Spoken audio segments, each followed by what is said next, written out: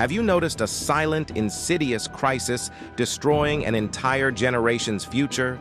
Student loan debt has metastasized into a trillion-dollar cabal enslaving millions of young Americans under a mountain of fear, stress, and missed opportunities.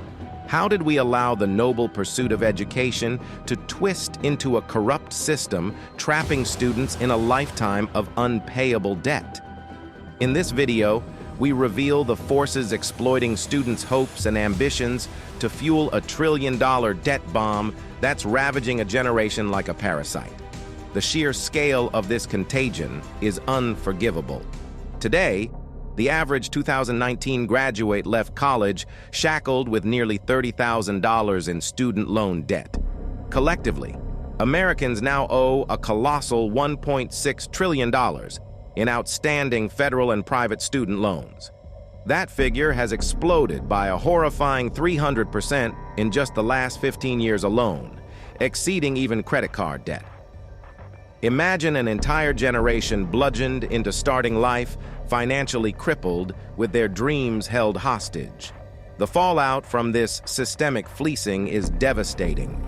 Buried under hundreds of dollars in monthly payments, millions of college grads have had their lives and futures stolen, forced to delay buying homes, getting married, having children, or starting businesses. A 2021 survey found nearly half of borrowers said their student loans prevented them from living freely. The psychological impacts are dire. Multiple studies directly link higher student debt to increased risks of stress, depression, and suicide. This is a moral outrage. So who are the perpetrators of this trillion-dollar betrayal? The instigators are the universities themselves. By raising tuition fees at double the rate of inflation, they've perpetrated a callous act of generational robbery in broad daylight. Between 2006 and 2016 alone, average public college tuition spiked a criminal 35%, 10 times median income growth. Fueling this surge is a ruthless shift of funding from states onto the shoulders of students through deceptive tuition hikes. It's extortion masquerading as education policy. Adding insult to injury, universities funnel these ill-gotten tuition gains not into instruction, but luxury amenities aimed at luring naive students oblivious to the financial carnage to come.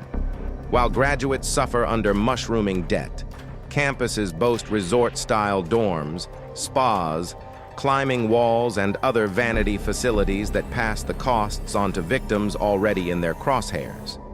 This bait-and-switch scam is enabled by a rotten federal loan system bleeding students dry. With unlimited government loans at their disposal, universities realize they can prey on students for nearly unlimited revenue. Raising loan limits didn't expand access. It gave perpetrators a blank check to drive up the cost of attendance until it's at breaking point. This is not opportunity. It's extortion perpetuated by institutional corruption. The wreckage from this travesty is visible everywhere. Graduates stuck in jobs they hate just to make loan payments. Couples delaying marriage and children as massive debt crushes dreams of home ownership. Seniors still repaying loans into retirement. An entire generation views debt slavery as normal rather than this dystopian distortion of the social contract. Ending this exploitation will require tough. On an individual level, students should avoid the debt trap however possible. Community college, scholarships, work during school, and refusing high-cost options are essential. However, only systemic reform can end mass extortion. Free or low-cost public college is the norm worldwide. That model must be imported through policy change. Some steps forward include doubling Pell Grants, expanding income-based repayment, and cutting loan interest rates. Ultimately, the trillion-dollar student debt cabal reveals a corrupt system willing to sacrifice a generation for profit. Only by calling out these abuses in unflinching terms can we ignite public outcry for radical reforms. The vise grip on students' futures must end.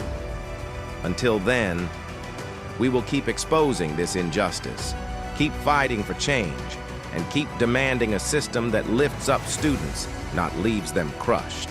The parasitic forces behind this crisis must pay for their crimes against an entire generation soon, or risk condemnation by history as immoral profiteers. Now is the time to raise our voices against this unjust extinction of dreams.